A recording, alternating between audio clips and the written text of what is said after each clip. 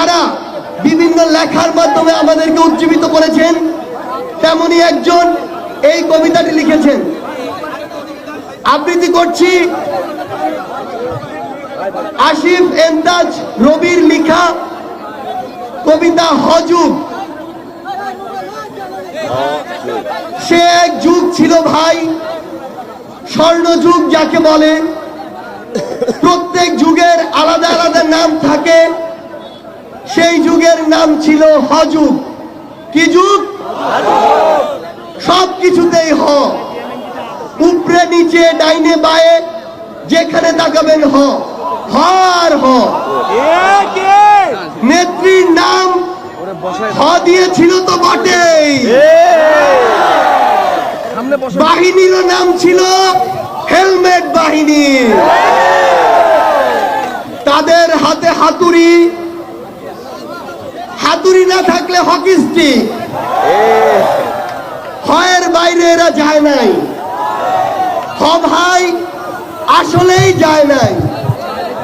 এমনকি সেই হযুগে দেশের সবচেয়ে হারুনের ভাতের হোটেল, এই হোটেল যারা খেত তারা তো খেতই।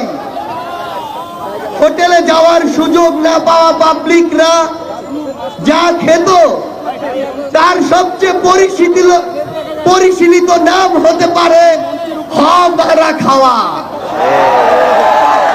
কি হতে পারে?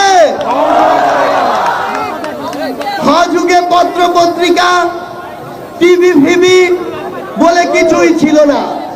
যা ছিল তার নামও ছিল হ দিয়ে, হলুদ সাংবাদিকতা। এর বাইরে হিংসা, হানাহানি, হুমকি, হুঙ্কার, হত্যা, এসব ছোটখাটো হয়ের দাপট তো ছিলই। 15 বছর পর হযুগের সমাপ্তি ঘটল। হ পালিয়ে গেলেন, যে বাহনে করে পালালেন তারও নাম হ দিয়ে, হেলিকপ্টার। হ দিয়ে শুরু, হ দিয়ে শেষ। আমি ভাবলাম যাক, হযুগের অবসান হলো তাহলে। কিন্তু কিসের কি?